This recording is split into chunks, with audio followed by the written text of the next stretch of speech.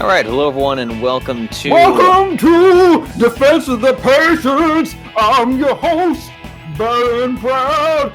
This is a power metal podcast talking about Freedom Call. And with me is Ursinity and Scrunk. How are you, Ursinity and Scrunk? I am alarmed, primarily. I am happy to be here on your heavy metal, power metal podcast. I said like 5 words and you couldn't get like the one right. Well, when you sing them, it becomes harder to Okay, well, we'll subtitle it so you can let's look at the subtitles while you listen to the podcast. Yeah. And we also have Scrunk here. I'm very excited. Scrunk, I think, have you been on the show before? Like 8 times. No, I've never been on the show, and I've never listened to the show. So, Awesome. Oh my Awesome. god. Why would you Thank you my best friend. Like, what the fuck? Thank you for your honesty. I've watched it once. All right. Well, I mean, that's one more time than a lot of people, I suppose.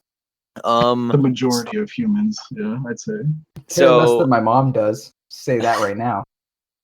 So for context, Scrunk is someone we bring up on the podcast all the time. He has casted in-house before, plays in in-houses, regular guy. But more importantly, he is on our team, Hakuna Marana, with it's me, Proud Scrunk, Vafa, Flubb, and Fafnir. So we have a 6-man roster. As we've talked about before, we don't need to hammer on about that, no pun intended. But we brought on Scrunk this fine episode because we want to do something special with 3 heroes that we're not going to talk about yet.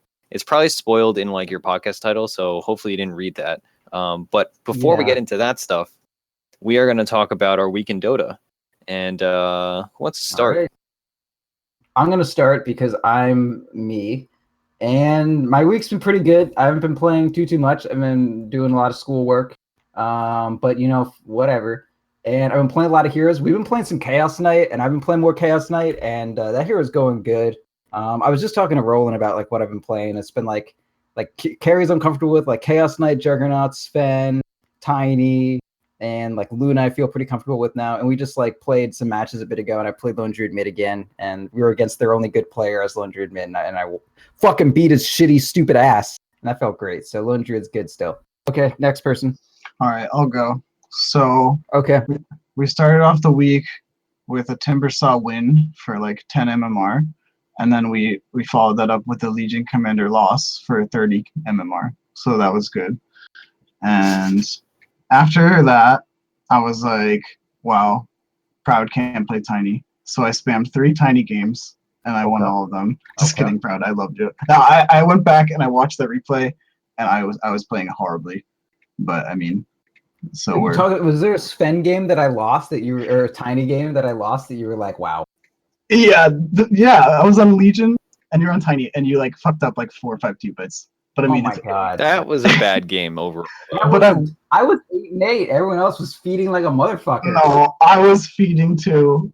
I played really bad. I watched the replay. I did fine. I was the only one with a decent feed.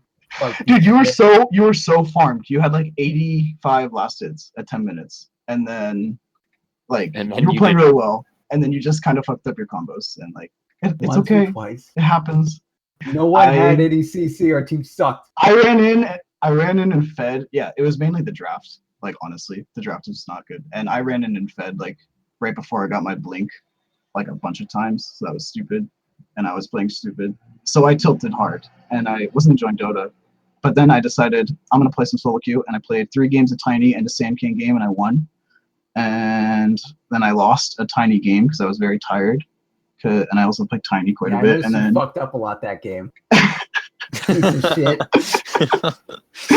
And then I played a Visage game and a Beastmaster game, and I won those with the team. So that's it. All right. So, could have been worse. So for context, Scrunk, what, like, being that we talk about our week in Dota every week, for context, what are like your key heroes and roles that you play, since you've never been on the show before? I don't even know, honestly. Never played. I just play a lot of shit. Yeah.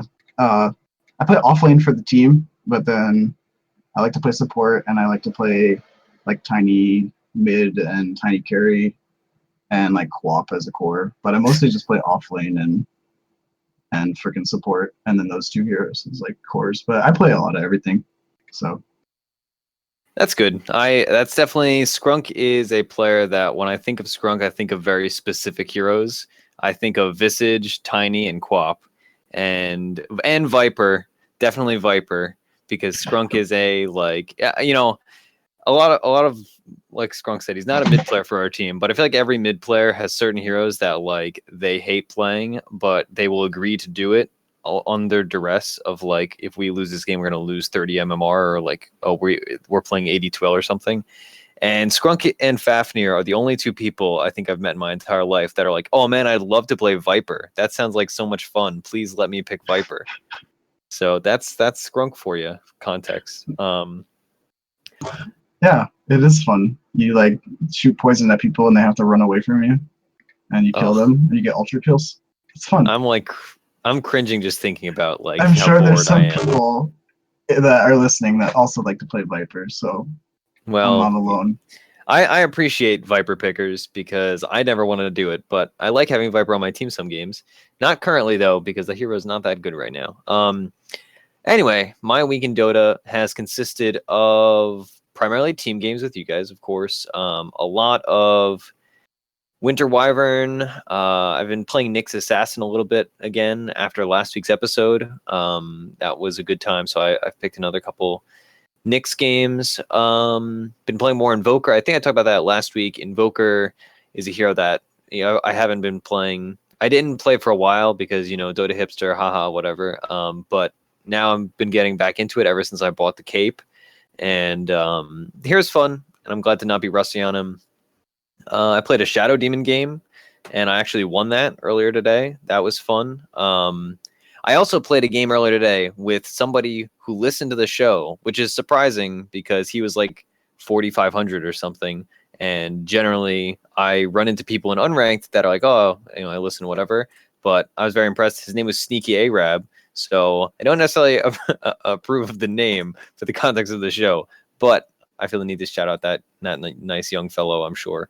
I started playing Ricky also. So we're not playing Ricky for the show yet, but Ricky is the scourge of this patch, I feel. Do you guys agree?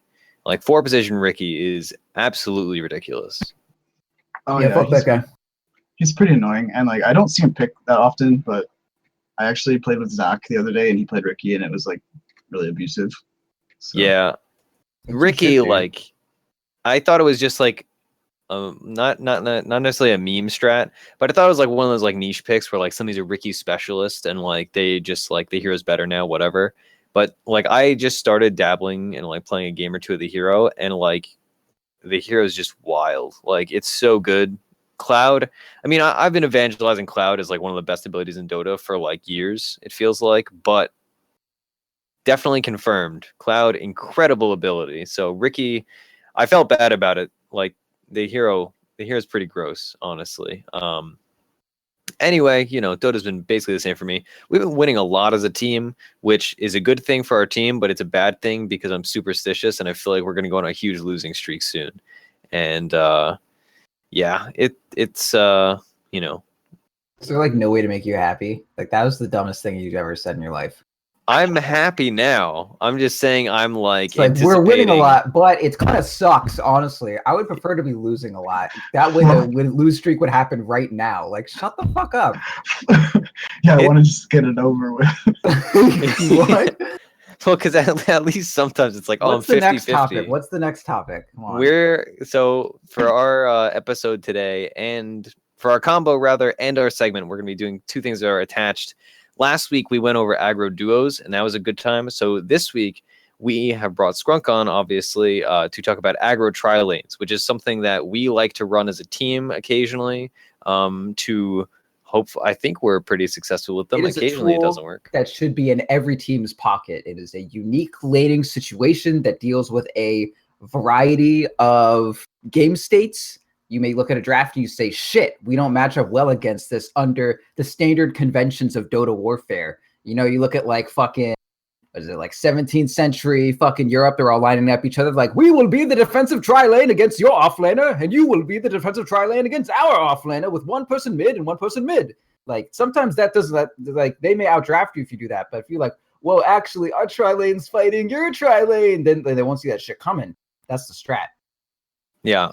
So to continue a historical metaphor, warfare-wise, it's basically like everybody's like, all right, we're going to be in castles and stuff, and castles defend against onslaughts, and then the Mongols show up, and they're like, hey, that doesn't apply to us, and then they take all your stuff. So that's what the aggro tri-lane does. Like they have a castle and you have a castle, but you decide to fight them, and now your castle is like right next to their castle. Yeah, and then like you throw a bunch of dead animals into their castle, and you poison their wells and steal their their river. food. Yeah. Cool. You and open your gate, and it just leads to a wall because you didn't plan very well.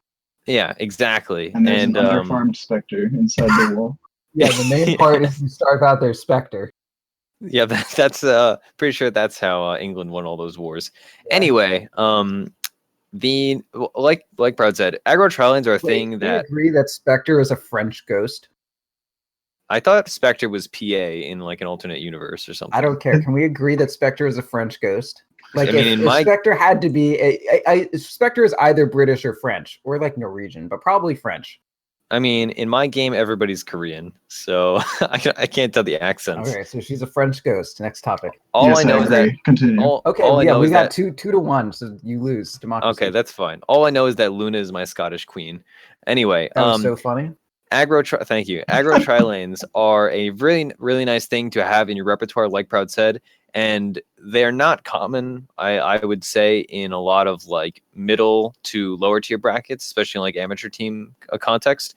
And you can really throw people off if they're not acclimated to playing against aggro tri-lanes. Or if you draft like an ambiguous draft that like suddenly your fifth pick is like an aggro tri-lane. Or even like if you're like you get into the game, you're like, oh, this is an aggro tri, and that'll really mess people up. So again, like Proud said, like it's super valuable because I know 80-12 season is here, so we've got a lot of amateur teams running.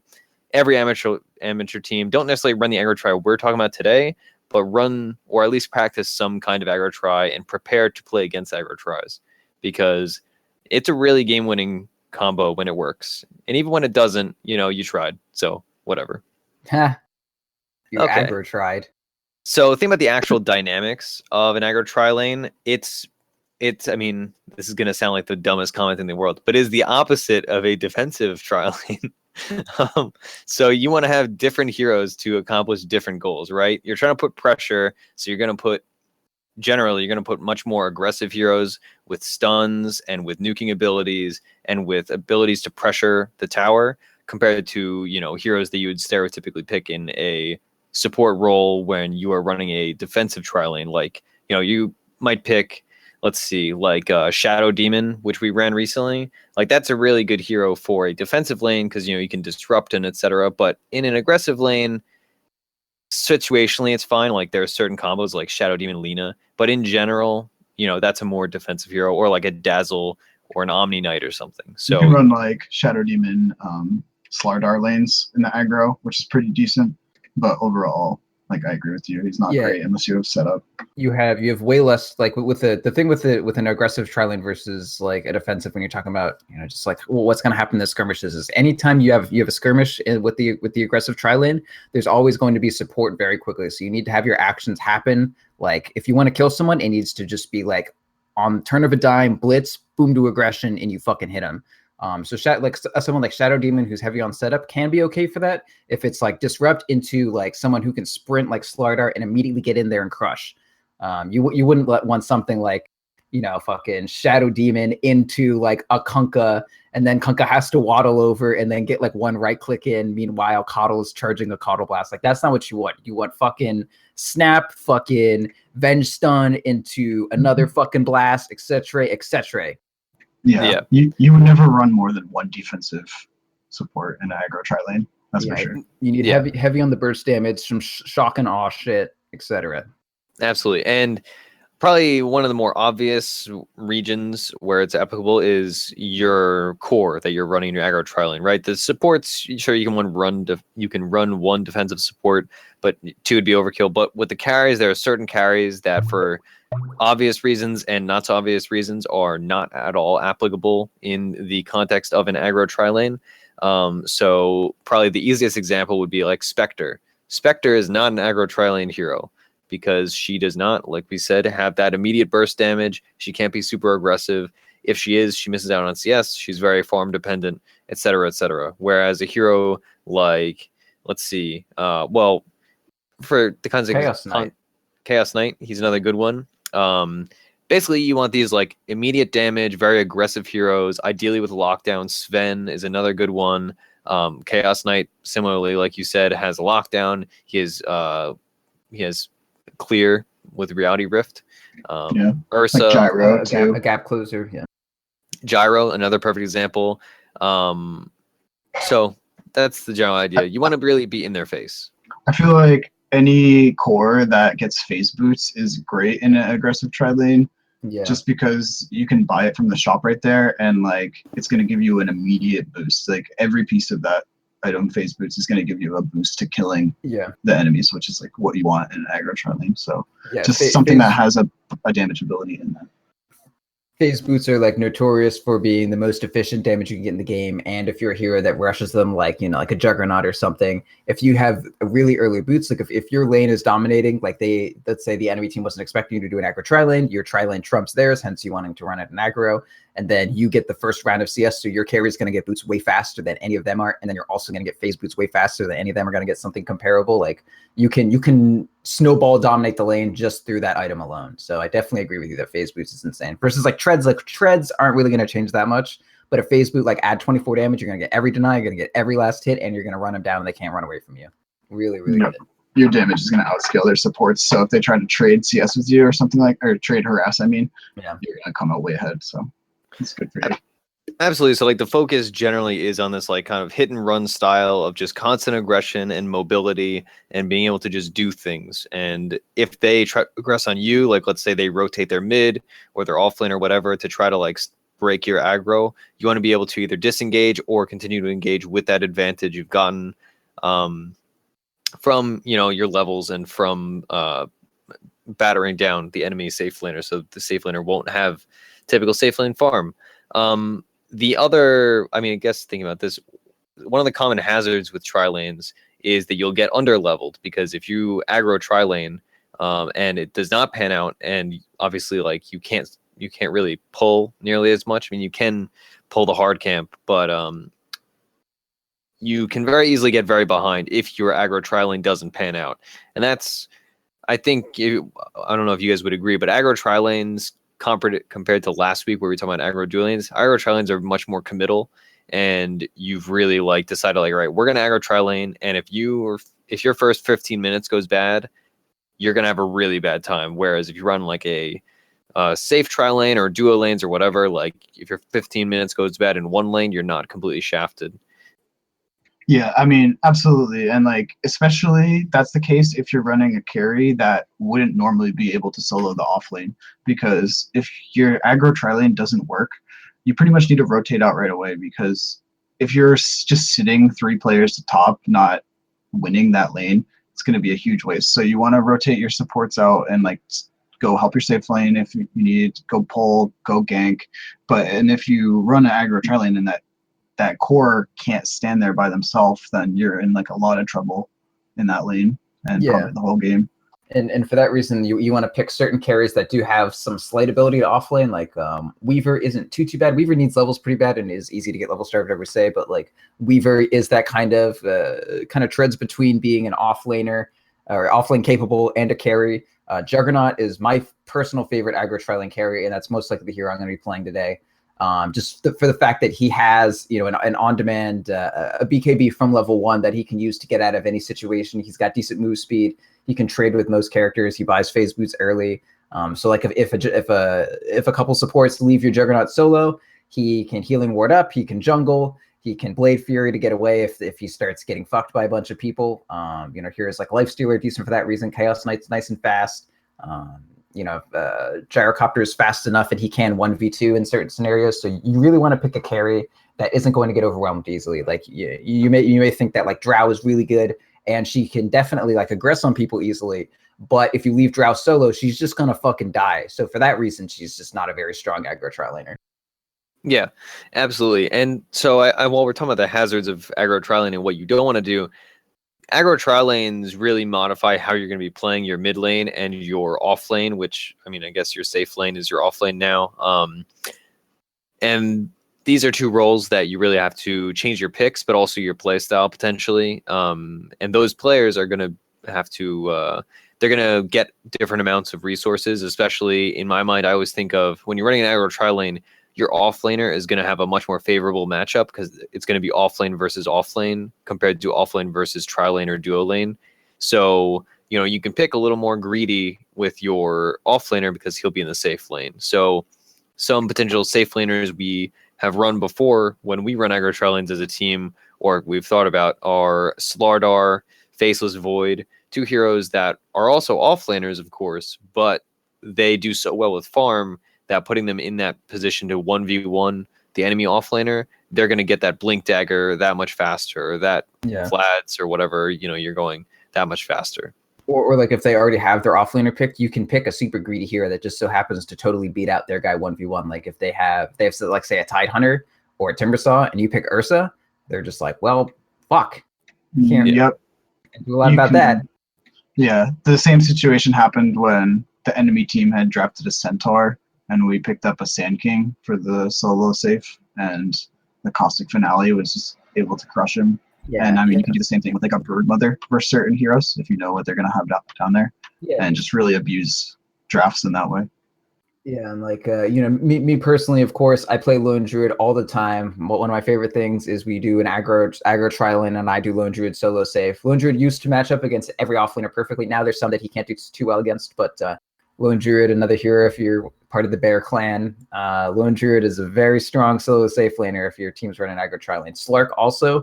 One thing about Slark, we'll just say real quick, skilling 2 points Essence Shift at level 3, that guy will fucking beat out any melee, any melee in a 1v1 if you're stealing stats for 30 seconds. That is some good shit, by the way. Yeah. So I guess this also falls back to what we were talking about earlier about throwing the enemy team off, in that, you know, they pick their offlaner like, you know, Timber, Centaur, whatever, what have you, and they're expecting to be playing this hero in a situation that's like, oh, 1v2 or 1v3. And then you're really thrown off their game. Like, they're not expecting to be playing into solo safe lane Slark that has 2 points Essence Shift at level 3, or, you know, any other possible carry or core matchup. And the thing is, you're going to be totally prepared when you're the one sending them into that 1v1 matchup. So you can give them like items that, you know, they can start like different items that are going to really accelerate them in that matchup and like win a lane that way. One thing I would like to add, this goes back to, there's a StarCraft player, Katz, that I really like, CATZ, and he runs Root, who had a StarCraft team for a while, or a Dota team.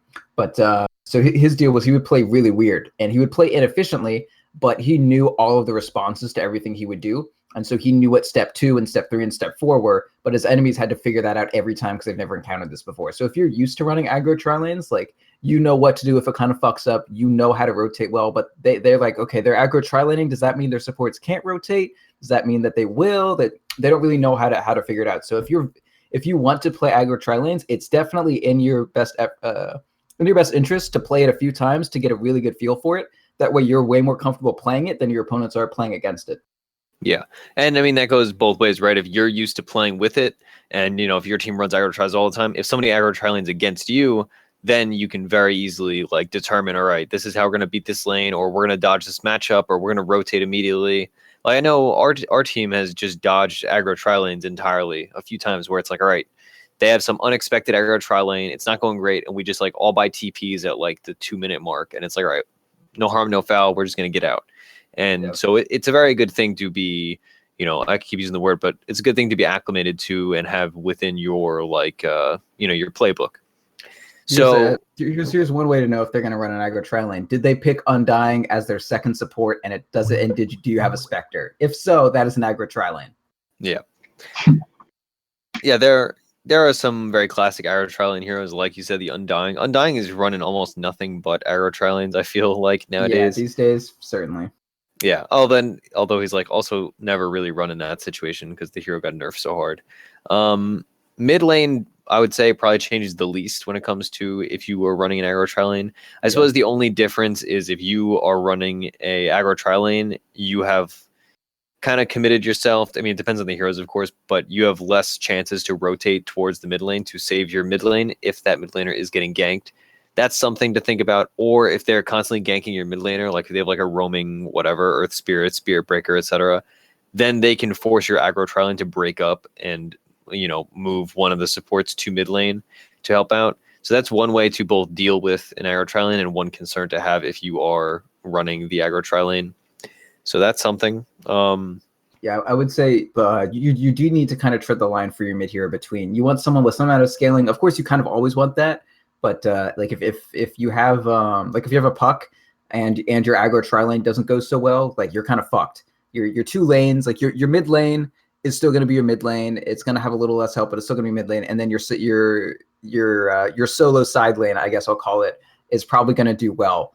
But in the event that your aggro tri lane doesn't, you don't want to have to rely on the solo side lane that maybe be a kind of strange pick. Like we added like a Sand King just because it was a good counter pick, but that's not going to carry us through the game. And then if we have someone who can get ganked really easily, like let's say we have an Alchemist and they just roam on the Alchemist, or we have, I don't know, like an Ember Spirit or a Storm Spirit that gets shit on, like that's way less desirable than, let's say, like a Queen of Pain or a Wind Runner who can carry pretty decently into the mid and late game and also has some sort of escape that can work without a lot of help. Yeah.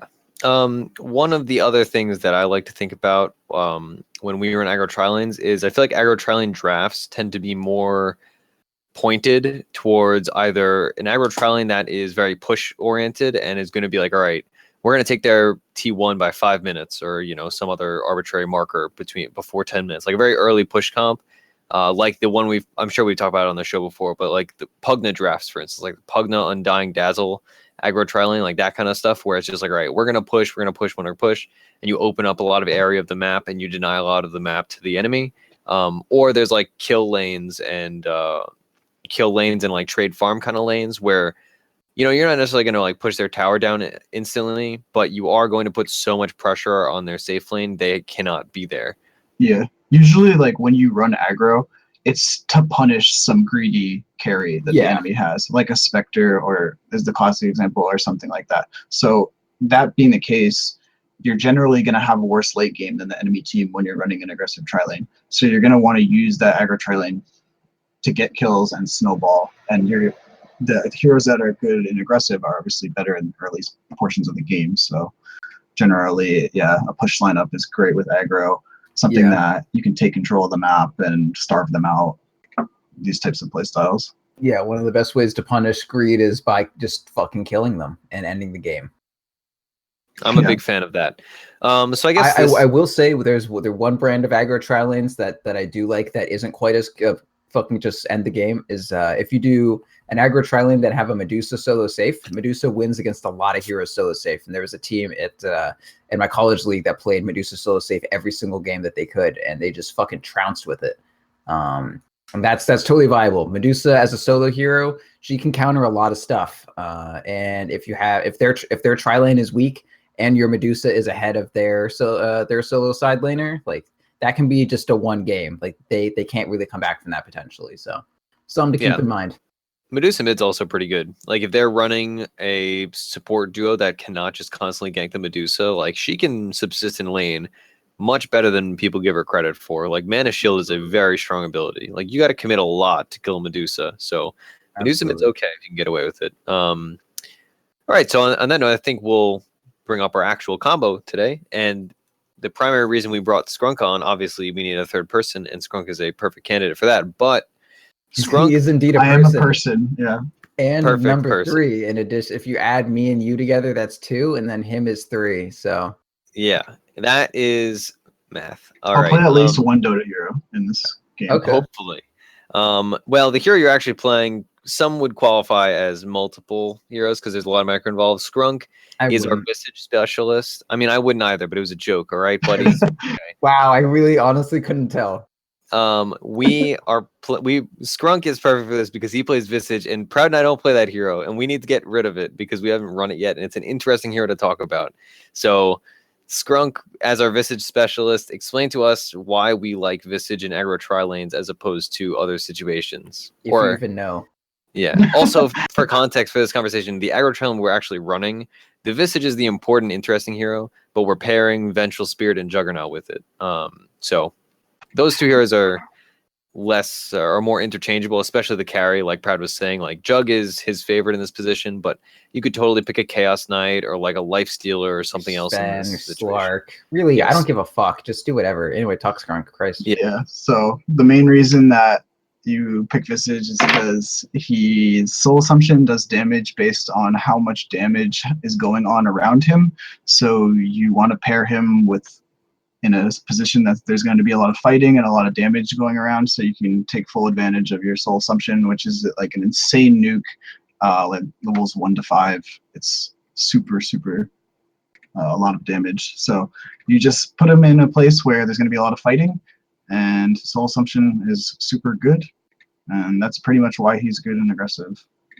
Yeah, it's like 4-second cooldown, and it can just do up to fucking like an insane amount of damage once you got all your squares. Yeah, you can. Yeah, I haven't heard you call them that in a while. All my squares. Yeah, you try to get max squares up, which is your Soul Assumption. That's the skill. Just, I got my squares. Let's go.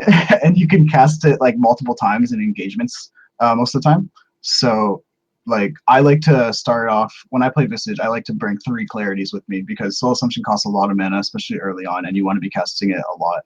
And so I just bring lots of mana regen with me so I can spam that out. And you just want heroes with you that will cause damage. So Venge is perfect. Like you stun, you go in with the spin, and that's going to give you full squares.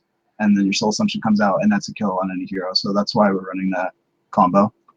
I would like to say we know that they are rectangles, not squares, and that squares are rectangles, but rectangles are not squares. But it sounds way more fun if you call them squares. Yeah, full rectangles is entirely too many syllables. Yeah. So Visage is a hero we very rarely see in general. Even in pros, like Lil, who used to play for VP, he's like one of the renowned Visage players. But even like his teams haven't been picking it. The hero is like the only time we see the hero, right, is the classic Drow Visage drafts, which we're not running Drow Visage, but for reference, if you have a Visage draft, Drow is pretty darn good. Doesn't match up super well in the solo safe lane position though against a lot of matchups. But anyway, Drow Visage is very good. But I would like to append another to just kind of really emphasize how insane Soul Assumption is in the kind of try situation. So it's every 110 damage taken by a hero adds 1 square to Visage, and each square does 65 damage. And so if you have like max Soul Assumption or whatever, your thing will do 410 damage. So you'll launch 6 squares to do 410 damage, and then that'll fill up 4 squares. And then 4 seconds later, all that needs to happen is 210 damage to like just to heroes around you, and you'll drop another 400 damage nuke every 4 seconds. So and it's so like that the first one maybe takes a little bit to build up, but then you're fucking chain gunning that shit, and it's just Also his first ability, what is that shit called? Grave Chill. Grave Chill is really good in aggro tri-lanes as well, because you can get off like 4 auto attacks guaranteed when you cast it on someone. And if you're like being the ones running at them, they're not going to try to trade with you. So you just auto attack once, so Grave Chill, and then you like run past them because they're slowed, and you get a huge it's 32% slow, 32% fucking boost to you. So in total, that's like a 64% move speed swing, and that's like max level Drow arrows even, like post buff. Yeah, hell yeah. So you're just running past them, and then you're just sitting there auto attacking them, hoping to build up max Soul Assumption, and when you get it, you cast it, and it's probably the best level 1 nuke in the game. And it's just like auto attacks are so good early game. So like even just the fact that you get like a power tread's worth of attack speed or like at level 1 on Visage is super strong.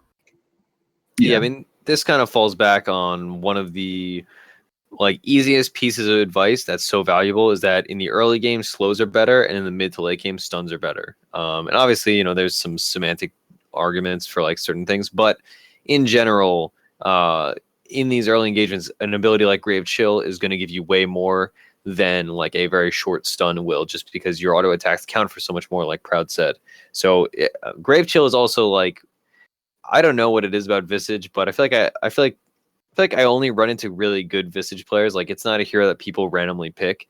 And so when I get like beaten by a Visage, I feel like I get manhandled by like Grave Chill in the early game and then Bats in the mid to late game. And it's a rough life playing against a good Visage player. So hopefully that works out today.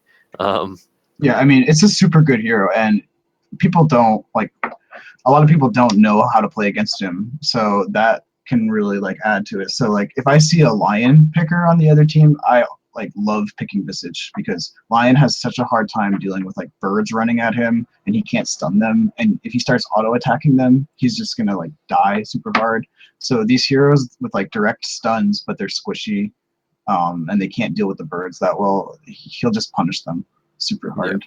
Yeah, no, he's sick good against Lion. Like Shadow Shaman too, you just fucking terrified. Yeah, you can solo kill. Like you can literally solo kill those heroes in team fights. Like you just focus on their supports. And the other thing with Visage is like once you get a medallion on him, typically if your lane is going really well and you're getting kills because just the nature of Soul Assumption, you cast it last, so you typically get the kills a lot of the time. You're like an oracle.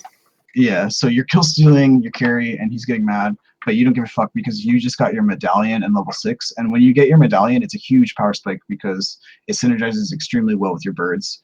If you can get that timing together, medallion and 6, you can just hide in the trees by the side shop, wait for anyone to come and solo kill them. It's like a move I pull all the time, and people don't expect it. So birds are really insane if you can micro them. Well, if you want to have fun with your Visage player, build a Bloodthorn and then put it on Roche and then have the birds attack Roche and laugh your fucking ass off. Yeah, it looks like a Korean MMO with the amount of numbers popping up. I have never seen that, honestly. You did that. I was Clinks and he was Visage, and I had Deso plus Bloodthorn on Roche, and the birds just fucking soloed it. It was hilarious. Oh my god. Yeah, so Visage definitely has a lot of potential, and especially paired with a hero like Venge, which we'll be doing today. Obviously, Visage birds do physical damage, so you want to pair that with, a lot of minus armor. So that's why Medallion and heroes that accent that strategy work so well with that. So, what would you say is like the primary reason we don't see Visage nearly as much as like the hero's potential? Do you think it's solely because like the hero is such a like specialist hero, like those heroes where you need to play 100 games of it to like really be good at it, compared to a hero like Lion, for instance, where it's like, all right, I played 5 games and I'm fine. Yeah, you can watch someone play Lion and be like, oh, I understand that hero. But if you watch someone play Visage and like for the first time, you're like, I don't know, like what's going on. But he's just not as intuitive. And like I don't know if this is a reason, but like his skills have a lot of words, so it's a lot of reading. And I know some Dota players don't like to read skills. Especially his third skill, the Gravekeeper's Cloak, which that's a weird one we haven't even talked about. Yeah, Visage used to be a strength hero in Dota 1 for a long time, and I was terrible at Dota 1, to be fair, but Visage was the first hero I ever got beyond Godlike on, and that was because Visage was a tank that you built Radiance on. So the hero is very different now. Anyway, I mean, I don't even level Gravekeeper's Cloak anymore. I just get 2 points in Soul Assumption, 3 points. 2 points in Grave Chill, 3 points in Soul Assumption. Then I get my ulti. Then I get my fourth point in Soul Assumption. Then I decide. Usually I start leveling up Gravekeeper's Cloak after that. But I just like resign to the fact that I'm a squishy hero that is like a glass cannon most of the time, and I would rather just have maximum offensive potential than level up his Gravekeeper's Cloak. Although it can be really good late game. I mean, it's good against like Finger of Death and like heavy burst damage things because it absorbs magic damage as well. But overall, it's not the main appeal of the hero by any means. I have a couple theories on why Visage is like not good in general right now. Like if you think about what you need a support to do in terms of like a defensive tri-lane, like you want to be able to zone the offlaner, which Visage can actually do pretty well. But you want them to be able to like TP react to something, and if Visage TP reacts, he doesn't have a hard disable that'll come right out. And he doesn't have the ability to like it's like you can't even like TP react and then do damage. You TP react and then you have to wait for damage to happen before you can Soul Assumption. And then you also can't really zone offlaners because you need a lot of damage to happen to them before you can Soul Assumption. So it's hard to get kills in the defensive tri-lane. Ganking isn't as great as like, I don't know, like a Witch Doctor or whatever, and you're not like a defensive support. Like he just doesn't really do what you need a single support to do. But when you run an aggro tri-lane, like all you really need is the damage or him to synergize with what other support you have in the carry. Yeah, and I think the reason a lot of people don't pick him is because obviously he's a micro hero, which people tend to shy away from, but also he's super punished if you don't micro well. Like those birds will, even though they're powerful, they die in like 3 hits, 2 hits, And and they feed gold. they give 100 gold. And yeah, so like you can really feed the enemies a lot of gold if you're not careful with it. And I think people just like they don't want to put in the effort to learn that, and it's just something that they know that they're going to have a hard time with, and they're probably going to lose a lot of games if they start playing him when they first start. You know what I mean? Yeah, I mean that's why I don't play Visage. Honestly, I've played like I don't know. I don't have my Dota buff up right now. I've probably played like 8 to 10 Visage games because like I think the hero's really cool, but like I'm not a micro player. Maybe I didn't play enough Starcraft, but I've tried and failed. Like when you do nice things, you're like, wow, I'm amazing at this hero, and then you like feed a bunch of birds, and you're like, boy, I need to play Rubik or like something.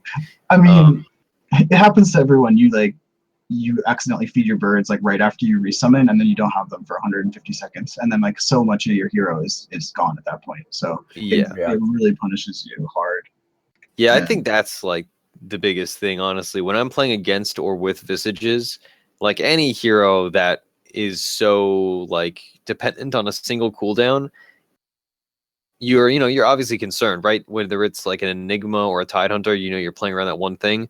But Visage is so reliant on birds for like doing anything that if it's like, all right, I accidentally fed birds and now I'm not useful for like the next 2 minutes. It's not a situation you want to be in, especially from your supports. Like it's one thing to have a core.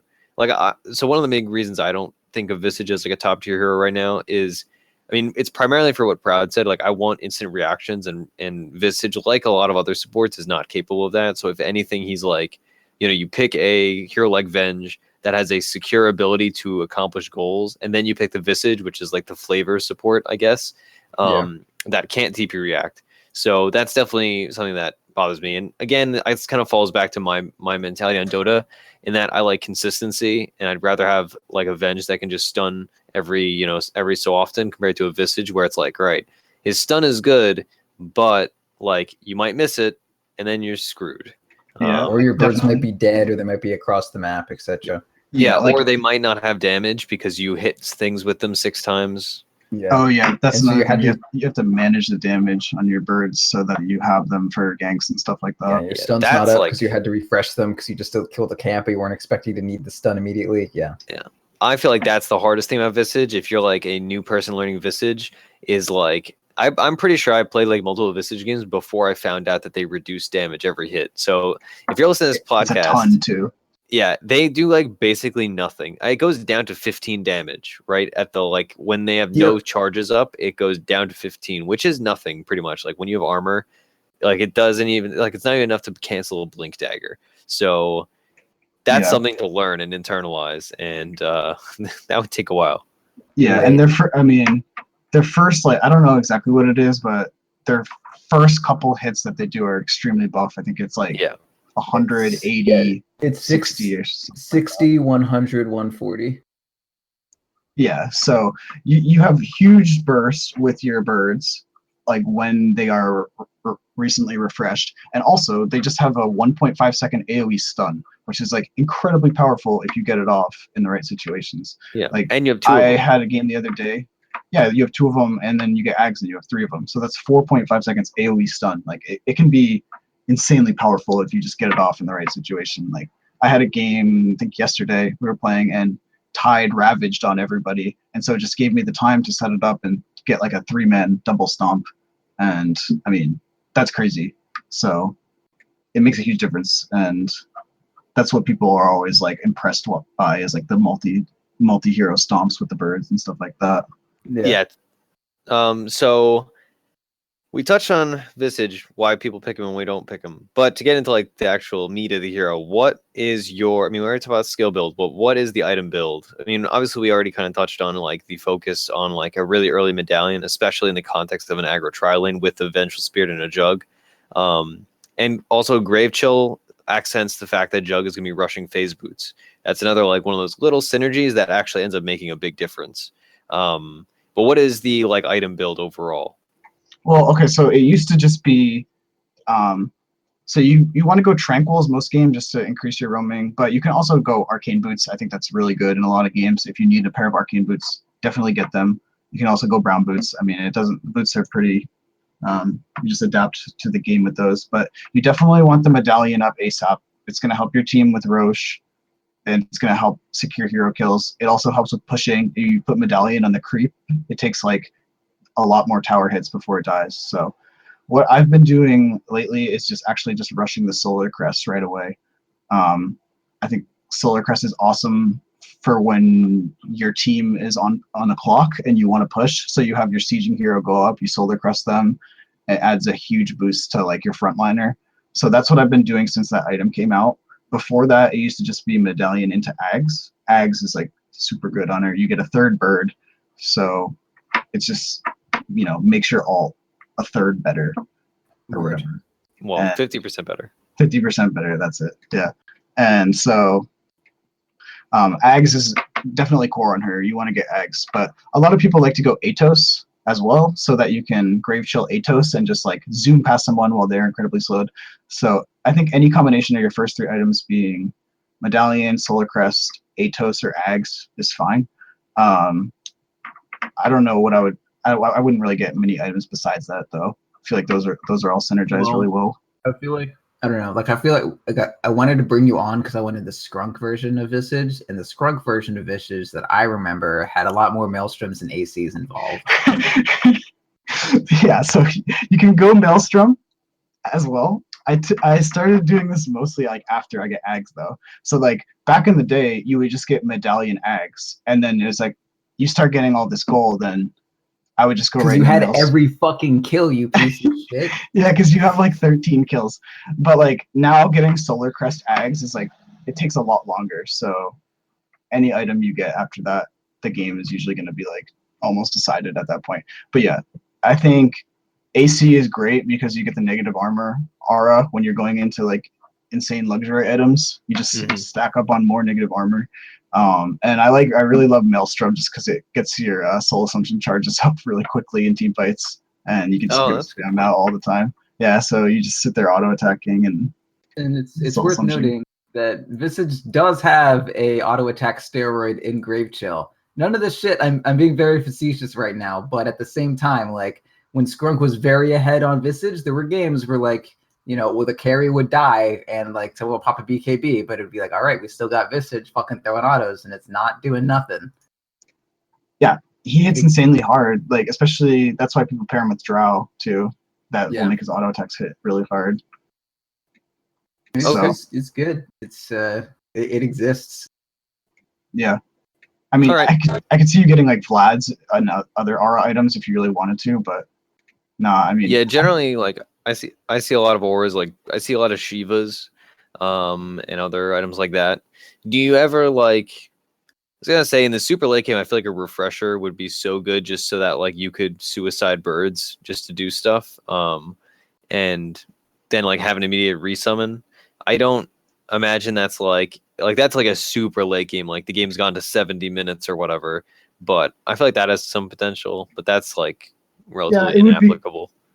It would be pretty good, I guess. But like one of the most powerful things you can do on Visage is like you send all your birds at someone, you get their initial burst damage, and then you stomp. You immediately resummon your birds and get another round of damage, because when you resummon, they go back to full damage. So like that is a very aggressive move you can do and deal a ton of damage in team fights. So like if you notice like, oh, this team fight's starting to get lost, we really need to kill their carry, you can pull that move off. It's just risky because if your birds die after you do that, you're totally fucked. So it's not something you want to do often, but if you have a refresher, you can do that like a little bit more liberally, and you can even do it 3 times. So it's pretty cool. Yeah. And it could be a thing, that's for sure. What about, this will be my last weird suggestion before we kind of break into our game. What about Octarine Core? Because just thinking about Soul Assumption, right? 4-second cooldown, bring that down to 3. Is it like, it just makes me think of like Oracle. Like Oracle has all that burst because his cooldown is so low, even before Ags. And I feel like Octarine Core Soul Assumption would be so good. to just spam. And like you could have Grave Chill on multiple people, and your bird summons would be that much faster. Yeah, I mean, it could be pretty insane. But you don't leech life off of your bird damage. Oh no, sorry, that's still Soul Star. I was like, man, Grave Chill is also 4-second cooldown. No, Grave Chill is a 10-second cooldown. Yeah, but Yeah, that bring it down to 7.5, yo. Yeah, and a Easy. 6-second duration, you would not have that on multiple people. just You saying. would have your refresher too, all right? Yeah. No, I think that would be lower. you just never see Visage getting this level of farm because it's a support hero most of the time. Yeah, So, also like, you never see Visage. yeah, you see a Visage, and like if he goes beyond his ags, you're like, oh, he's fat, you know. Yeah. But It's a luxury. I've seen people talking about how Visage could be a potential mid hero. Like there's a thread on True Dota too about how people are thinking Visage is like a mid hero now. So I don't know, it could be a thing, but I feel like Octarine would just suck because it does your birds don't stun faster. Like all it helps your birds for is like resummoning them, but that's still like even with an Octarine, that's a committal move, right? Yeah. Like I don't think I would ever go Octarine. I think you're stupid for suggesting it. Oh yeah, that's fair. I think really, so this will actually be my last point, but I think it's a good point. Our team actually runs Visage as a carry in some of our aggro trialing situations. Like generally, like you were talking about earlier, Proud, we'll run that like LD safe lane, whatever mid, like Invoker, Death Prophet, etc. And then on our aggro trialing, we'll run like, let's say like Venge, Visage, and like, I don't know, Treant Protector or Kunkka or like whatever. Yeah. And then the Visage is actually farming. So in this situation, obviously, we'll be running Jug, Venge, and Visage. So Jug is going to be the one farming. But in that aggro trialing situation where we run it as a core, then you're going to be getting that many more items. Granted, you know, our game plans generally are to end the game early enough that like it's totally fine and like it doesn't really matter who's like a late game carry or whatever. But thinking of it from like the mid perspective, that maybe that's the way to play the hero. And like you just got to like get a bunch of farm. The weird thing about core Visage is like core players don't play it.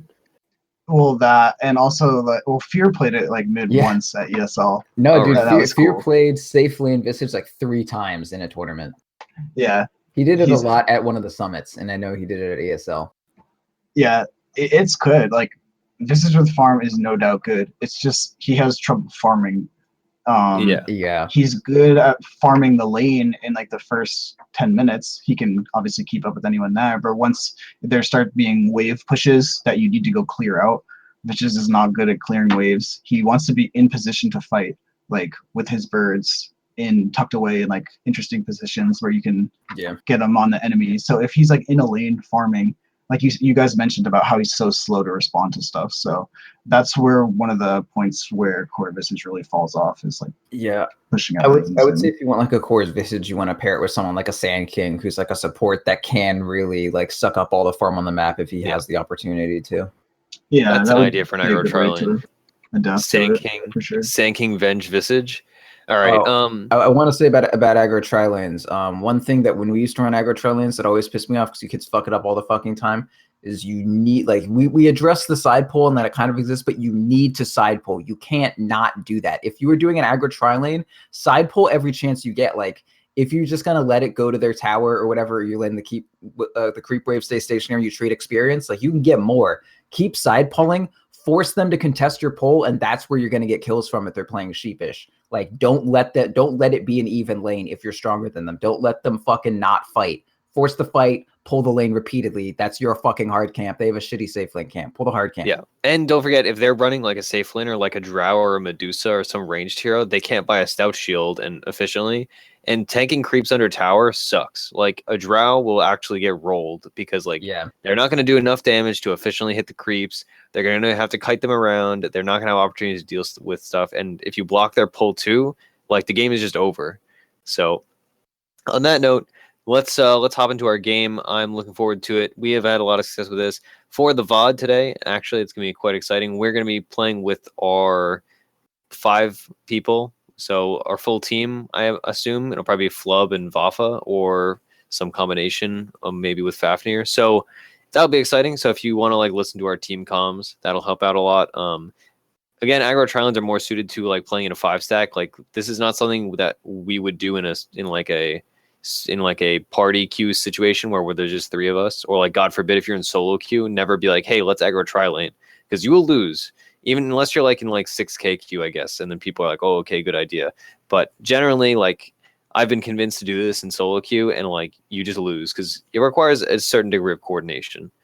So on that note, hopefully you enjoy the VOD today, because I think it'll be more exciting than usual. Although they're always really good, to be fair.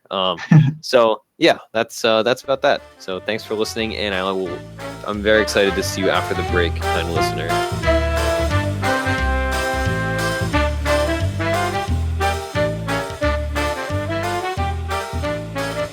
All right, hello everyone, we're back. We have just completed our game, and it was a fun one, I would say. What did you guys think? Yeah. Okay. That's good. We're not trying to trick anybody today. Yeah. We're going to be upfront. We won our game. It was a good time. We won in a convincing fashion, I would say. Yeah. So during the VOD, I was just contemplating life, as one does. And it was a game that, like, we did our aggro trial lane, but it was kind of like, I describe it as a bloodbath. But I think overall, like, the whole reason we won the game was like a clear and concise game plan, and like we would take an objective, then move to another objective, and move to another thing. So like we had a clear like path towards winning, and we accomplished that, which is nice. Whereas we could have very easily not done that and just putzed around for 45 minutes, but instead we like Can won you not the game. say putts on our podcast? I'm sorry, I forgot. No racial slurs. We'll edit that. Yep. All right. So about the actual lane, how did you guys feel about it? It kind of, like I said, I think Rocky it at the devolved. start. Yeah. So we had instantly, as the game began, it was a 5v5 fight at top rune, and Scrunk, you got 2 kills, correct? Yeah, I did. And the enemy team, I think, got a few kills as They well. got first blood though. Yeah, and then a kill on me. Yeah. Actually, before this, we will explain the teams. So we obviously had Vengeful Spirit, Visage, Juggernaut. Our mid lane, played by Vafa, was Wind Ranger. And our safe lane, which is effectively an off lane, was played by Bristleback, who is a good example of a hero that wouldn't do very well in a traditional solo off lane, but does very well in a situation like this, where he's placed against another off laner. So the other team ran an off lane Phoenix, which is a throwback, I suppose. They had a middle Mirana, and their safe lane tri-lane was Rubik, Axe, and Wisp, which was quite annoying to deal with. I think that's like the key word I'd use. We just kept fighting into it, right? And we'd fight into it, and like we would just get spun a bunch. Axe can call Juggernaut while he's spinning, and Wisp really saves a lot of people, not surprisingly, because our future Arcana owner is quite good at saving people. So already calling it. I can't wait, dude. I want. Mostly, I just hate that everybody's complaining about Io getting an Arcana, so I just want him to win, and I don't know. I want him to win too. Yeah, I think it's cool. I feel like a major part of our lane not going well is like the fact that we didn't even start doing the lane until 2 minutes in. Like, yeah, a lot of shit was happening. I'm not sure how much of it. Like, I'm kind of rewatching it, and like at some point, I think we could have like moved back to top faster. But like, I was solo top for about like after the kills had started for like almost a full minute before you guys started walking up here, and then like you went to go ward or something, and I just like wasn't aware of what was going on, and I just like died. And then it happened again. I was fighting. I know you were fighting for a long time, and then like Sam respawned and he like ran to you guys, and then went to like ward or something, and I had like died by that time. I just didn't know what was going on. Oh yeah, it was weird. Yeah, there were like remnants of the rune fight for like another like minute, because the Mirana and the Io escaped the rune fight very low, and each of them were like running around in our woods, and like I remember I was trying to head off the Mirana, and then Scrunk came in like the other direction, and it was a whole messy thing. But you're definitely right that our aggro tri-lane definitely did not start as an aggro tri-lane. It started as an off-lane Juggernaut that ended up being supplemented by 2 other heroes. But once we actually got into like the laning phase, as so to speak, we took a couple like not so great fights, but Skrunk, you got a couple kills, and eventually it kind of normalized, and we just kind of traded a bunch. And then we ended up having to roam around because, like I said, this game was so aggressive. But I think it was interesting. Well, we were all like, after that fight happened, I was debating whether or not to go back and heal or just pop Clarity Salve, and I chose to pop Clarity Salve, but I was never in like full fighting shape from the start of the lane. I was always a little bit low on mana, and I wasn't able to harass right off the bat because I did pop the Clarity, so I kind of just had to stay back. And so we were kind of disorganized with when we were going, and our resources were like going off in different directions. And so like once we like got it all together and we were like, okay, and we were able to kill the axe like around level 4, we were fine. But before that, it was pretty rough because, you know, axe spinning on your spin basically. Yeah. Yeah. Like the real big thing is like, I don't know how to best say it, but like, you wouldn't want to, if we weren't forced to run an aggro tri-lane and we knew that they wanted to safe lane an axe, like, yeah. Like the answer to safe lane axe is not aggro tri-lane. It's to accept that, you know, whatever happens, and then you run an off laner, and like, you know, worst come to worst, you let an axe free farm, and that's totally cool. But so we kind of like, you know, you want to do an aggro tri-lane to punish, but in our situation, we were trying to punish a safe lane axe, that's not something you punish. That's something you like exploit, if that makes sense. Yeah. And that's something like you pick to punish an aggro tri-lane is like, all right, you guys are going to aggro against us. We're going to fight you and we're going to come out ahead. Yeah. Like a wisp charged axe that's in the front line, and you're like, our kill opportunity is I spin and stand next to someone. Like that's pretty hard to kill someone being overcharged and spinning at you when you're spinning on them. Yeah. A lot of spinning. Yeah, that's for sure. Eventually though, we were able to force them off the creep wave. The axe couldn't farm anymore. Like I think one of his supports rotated, and then we had so much kill potential on both of their supports, and it was good from there. I think that we could have got the lane back in our favor sooner. There was a gank where I wrapped around from the river, and I was going, and I said like, okay, ready, basically, and then you guys went in, but I was kind of too far. I should have been saying like, wait, hold on. And I think that gank would have gone better if I had communicated that. That all said, though, there's like no point where I'm more than 100 net. Like I am up 100 net worth on Axe right now, like at more or less the 5-minute mark when I'm 0-3. So when it's all said and done, like we did pretty decently. Like even though we died all these times, like our lane had enough like just passive lane presence that they had to go in for the kill or not at all. And I got like a ton of XP and gold because I survived for the most part. Like I got the double kill at the start, and then I survived for a few kills. So I had really early tranquils, and that obviously helped. Yeah, well, give you tranquils before I have my phase. I mean, I could get them now, but I got a ring of health. But yeah, so that's good. Yeah, thinking about like the whole issue of like farming, where you're talking about how the jug and the axe are relatively equal, is that, you know, in a lot of games we think of like, oh well, you're getting killed, whatever, but in the early game, kills are a lot more about like lane domination and like map control than it is about actual money. Like you gain proportionally so much more money just from killing like 6 creeps than you do from killing a hero, you know, with the exception of First Blood.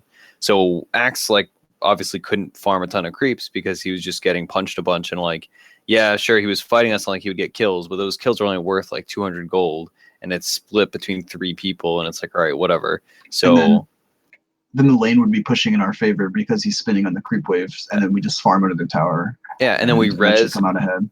Exactly. Then we res, and they're all like half mana and like, well, high health because it was like a wisp lane. But they all like had expended a bunch of resources, and even though we were dead, that means we come back fresh and we can punish them and trade and reestablish lane dominance. So it was very back and forth lane, but in the end we came out ahead, especially because we were running like an actual carry like a Juggernaut. And they, even though they were fighting us and coming out ahead sometimes, they were not running any form of core that was going to equal out any of our cores, whether it was the Bristle, the Wind, or the Juggernaut. Yeah. And so it all kind of worked out in our favor. I would say like about the early game, like I just kind of rewatched that whole scuffle, and like there was that time where they were like kind of low in our jungle or whatever, but during that whole situation, like Sultan wasn't in lane last hitting. and like he missed like a full wave of experience in CS, and like our supports also like everyone just kind of traded wasting time, but like getting the kill wasn't super easy. And I think that like we should have kind of known that like even if we did get that kill, it would have come at the expense of laning, and if we didn't go for it at all, they would have had to like walk back across the map from our side, and like they still would have been low on health and mana and that sort of thing. So like in these early game engagements, it's normally really beneficial to just say fuck off and then get to the lane before they do. Yeah, I definitely agree with you. It was definitely one of the messier intros to a game I've seen recently. Generally those 5-minute fights at the beginning of the game don't like drag on for an extra minute and aren't quite so bloodbathy, unless there's like an alchemist in the game and people are really fighting over it. So then continuing on for the rest of the game, basically the way it went was we just very clearly outlined like, all right, I'm getting an item here, and now every new item we would take a tower, or take Roche, or take a tier 2, or we had a couple smokes, but that was less of a priority because we, our lineup was very good at fighting directly into them, and they had to come in on us. So like the smoke wasn't as relevant. Like it wasn't one of those pick-off games. Especially because they were grouped up often. And like it's really hard to smoke when the enemy team is an IO, because like, all right, we smoke on one of them, and it's like, all right, IO relocates and acts in or whatever. I think that's like a huge advantage. And the Tuesday show, they talk a lot about team building, and this is a very good example if you skim through the VOD of like, in a pub game, it's hard to like, people always say like wrangling cats, but it's a huge advantage if like our team is coordinated and you could just be like, all right, we just got Mechanism on Bristleback. Let's go take a tier 1. Let's go take a tier 2. Oh, we just got a Desolator on Wind Ranger. Okay, let's go gank. Let's go do X, Y, and Z. So this was really a victory rooted in that. And like, obviously the other team was a 5-stack as well. So it's not like there was some like unfair Overwatch-esque advantage. But I was pretty happy with that aspect, especially. And granted, we are like a team and we play together, so that helps. But it was interesting overall. I was pretty happy with the performance. Well, the big deal is like Bafa pushed mid when we were fighting at some point, and then after he got the mid tier 1, it freed him up to come top, and like we just went and took all the tier 1s. Then we have a huge advantage. And like a lot of that game, I was just sitting waiting for them to go on someone because I knew that they had to, with their team comp with Axe and everything. So I would just sit bottom, sit behind, like, and everyone was farming for us. So it made it, it was a pretty like straightforward game, honestly. And like I didn't even do like anything on Visage. I just like cast Soul Assumption, and my burn micro was pretty shit. And I still like did my job and had a lot of impact just because I got like, I just sent my birds on people and I Soul Assumption. So anyone wanting to play Visage out there, it's really not that hard, and you should try it. Sorry, you can go. I was gonna say, I feel like Visage Venge is honestly really good together, because like anytime we did a smoke and we just swapped someone in, like we instantly got all the squares. Like they'd swap in and we wouldn't even have to blow anything. Just like auto attacks, we get the squares up. We Soul Assumption someone, that gets the kill. Soul Assumption's back to like over half squares. And then if they're going to react to our smoke at all, like we haven't really burned anything. Soul Assumption's up in 2 seconds, and like it's ready to fucking go from there. Like just the swap in, and then it's really hard to engage into Visage is just like so good, because it means like as soon as you swap someone in, the fight is happening on our territory, not theirs. So they have to go into Visage if we initiate with the swap. Absolutely, yeah. I mean, the game only ended up being like 33 minutes, so there wasn't like a lot of those late game opportunities for huge swaps or anything. But we definitely saw that, just like you said, was the Visage Venge is a very strong combination. And it's also a nice combination in that it has synergy, and we talk about this all the time with our combos on a regular week. Is it has a nice synergy where it works together, but it doesn't rely on one another necessarily, right? Each individual hero does their own thing, but they do extra things when paired together. So that's like, this is a very good example of a very secure combo, where even though Visage is like kind of a little off the wall pick, uncommon thing, it's a very like secure, all right, the hero's going to be good regardless of whether Venge is there or not. So it definitely worked out. I think going all the way back to one of Scrunk's points was, and with the flow of this game was, and this could be a segment in and of itself, honestly, but identifying win conditions is a very important thing. And the enemy team, their like win condition is basically they keep fighting at us, and we lose a bunch of fights in a row, and we lose map control, and then we have a greedier team, so we lose and we can't defend against them. Whereas our win condition was we just got to keep up our like farm and at least equally farm them, if not over farm them, keep our map control, and we like naturally outscale and outcarry them. And that's pretty much our win condition, right? Yeah, and then we just push with Healing Ward and the fucking like Deso on a Ags Windrunner. Exactly. Yeah, like, and we have a mech, and they didn't have one, so like it's insanely hard for them to fight. Like we had Bristleback with the Aura build, and yeah, it just helped so much. Yeah, I just want to add, like, also like, yeah, our aggro tri lane. Yeah, I mean, like that was whatever, but also that allowed us to like we knew that we were going to have the solo safe lane against whatever they had, and they had like an Axe, they had a Phoenix, they had a Mirana, and we were like, okay, no matter which one of those it is, like it's probably the Mirana mid, probably the Phoenix off lane. So we just picked the Bristleback, and like even if our lane doesn't go that well, the Bristleback had like over 700 more net worth than like our mid hero did at about 5 minutes or so. So even if our lane didn't go so well, even if mid didn't go so well, we did have this Bristleback to just kind of act as an anchor in any team fight that we had, and just keep us in it, especially with the Vanguard mechanism build, where like no matter how bad our shit goes, he can be in the middle of the fight, he can mech us up, he can mana boot us, he can keep us in it. Mm-hmm. Just like being able to play in your 1v1 matchup, very low resource commitment, and they have to change out a lot of shit to be able to respond to it.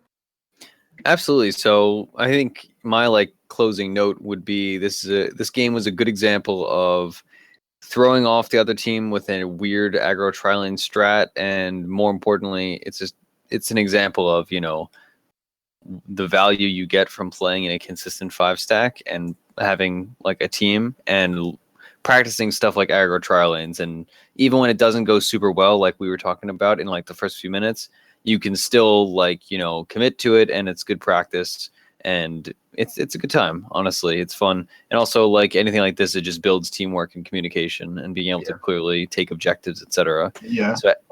So any closing notes from you guys before I hop into plugs?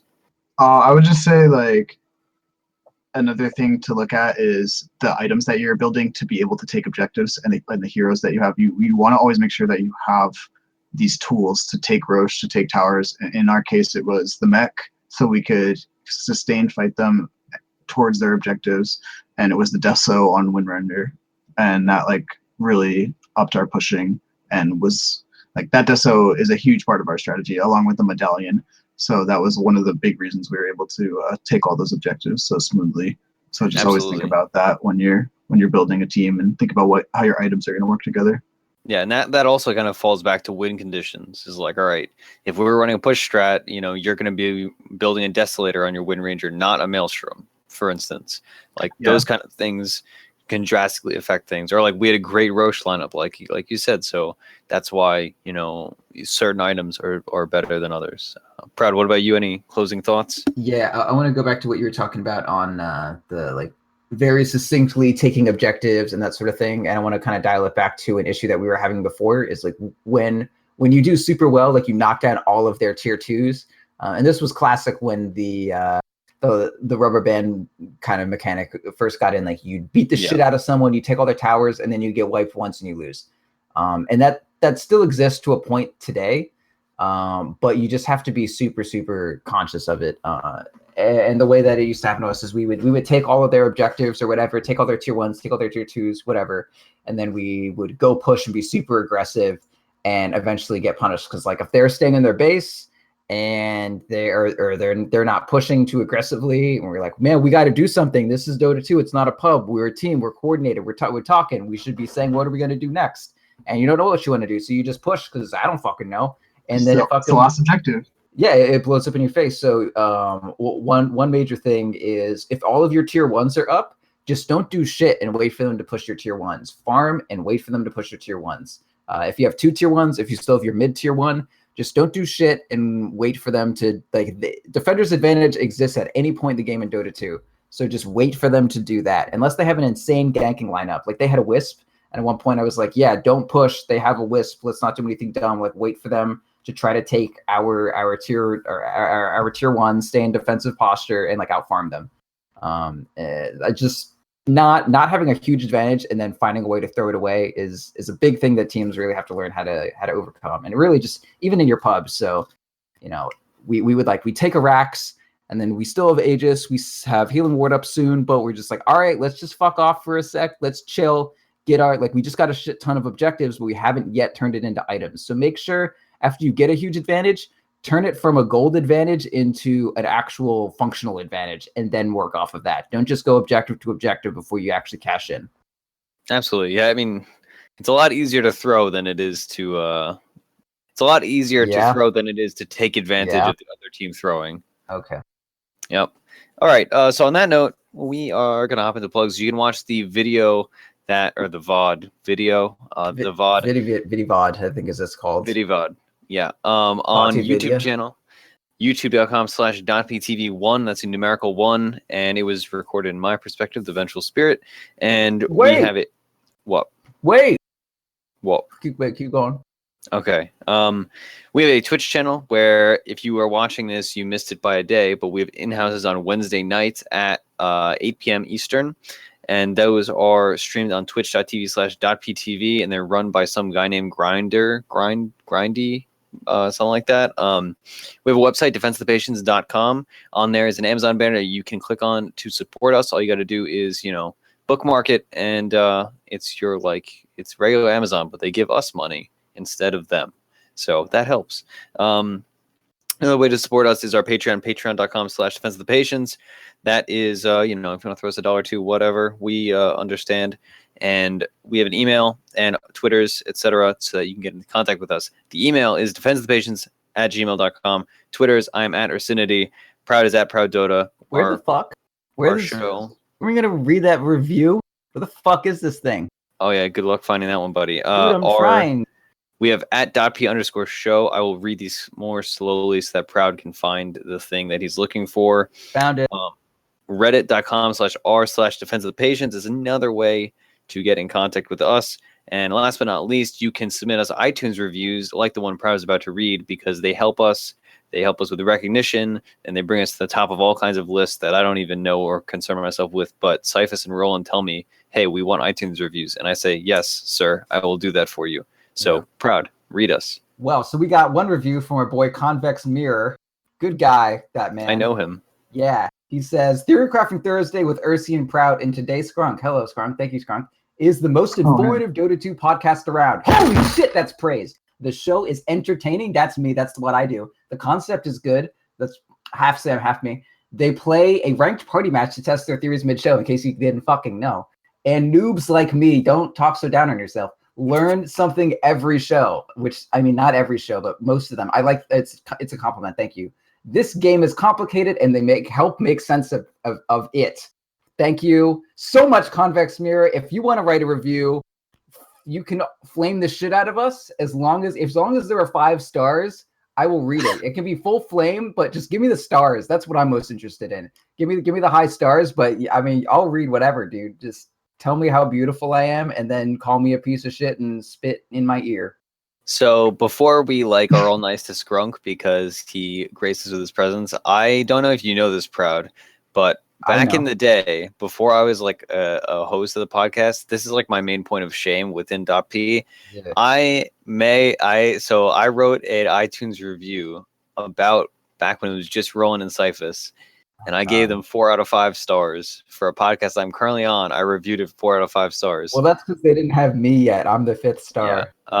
Yeah. Well, that was because when Roland was randoming and ranked, and I was like, "Yo, I would give you guys 5 stars, but he does that." And I don't like that, so I give him 4 out of 5 stars. Yeah, so now, don't random and ranked, by the way, you fucking assholes. He doesn't We do that beat anymore. a team of randoms in that last that's game. true. They did random 2 of their heroes. I think it was 2. Yeah, it was 2. But yeah, so don't do that. So yeah, that's my point of shame is I rated my own podcast 4 out of 5 stars by accident, preemptively. Yeah. So anyway, I have way more self-confidence than you because I would never do that. I mean, I didn't know I was going to end up hosting this podcast, but I also have more foresight. You have a lot more of various things that start with the letters Calf F-O-R-E. muscle? No, actually, you know what? No, he runs a lot. He probably has more calf muscles than I do. Pretty Anyway, important. So. How many calf muscles do you have, Scrunk? A lot. Like my Like favorite a number. shit ton, or like Like Mujo 7 or 8. Dolores? Like it's like I used to be fat and then I lost weight, but my calves stayed the same. That's how you get it. Oh, You know? sick. Ah. I have calves like baby cows, but not like legs. Anyway, Okay. Scrunk, thank you for joining us on this podcast. It was delightful. I'm glad we can get rid of Visage and I can mark him off our chart because Proud and I, there was a 0% chance we were going to play Visage. I would have thrown up if I had to play Visage. I would have fed. I don't know if I would have thrown up, but I definitely would have fed. I could only throw up if I was fed. Okay, all right. So Scrunk, here's your Because that's like the biology of it. here's a chance to plug or like, do you have a Twitter you use or where can people shout at you? Like I Discord? think I have a Twitter. It's like Scrunk55 or something Yeah. like that. I Do you I use it? retweeted IX Mike for like TI2. That was like my last tweet. He hates on cosmetics, so I like retweeted it because Yes. yeah, we all know Scrunk is about the no that. cosmetics guy. Not Scrunk 55. I'm looking though. Scrunk55, yeah, it's a picture of a giraffe. You can follow me there if you want. It's not. And, I searched that. It's not Scrunk 55. Oh, I don't know. Just look at Grouty tilting, and like it's probably towards me on Twitter somewhere. How But, about, all right, if somebody would like to ask you Visage questions, they want to learn all of the Visage philosophy, where do they contact you? Discord? no, add me on Steam. Steam. It's just Scrunk on Steam. And Yeah, yeah, good luck if finding you that. wanna, I'm the only one named Scrunk. You can add me off of Ursinity's friends list if you're friends with him. If not, That is true. I don't know what to tell you. But yeah, you can ask me questions about Visage and Tiny and nothing else. No life questions. Oh, I'm just I'm kidding. disappointed. If you I'll talk look to you into about the that. mirror and you punch it until it's broken into 5 pieces, and you say "Scrunky is a hunky" 5 times in a row, he will appear, and you can ask any Visage question you desire. On that note, we're going to close the show. So please don't punch mirrors or ever say that sentence that Just Proud wrap just your said. hand before you do it, so you don't cut your knuckles. So thanks for listening, and He's remember, the only one to try it, so if I it mean, was you your gotta be the next one plan, to prove it. yeah. If it was your plan, it was our decisions. Take it Exactly. away, folks. bye-bye. Freedom Yeah. call!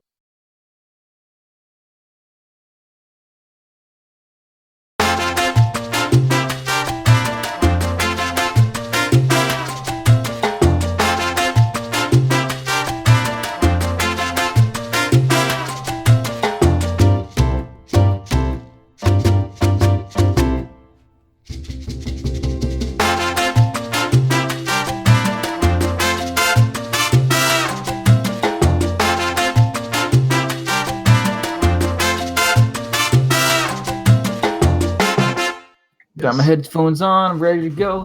Got my headphones on, start the show.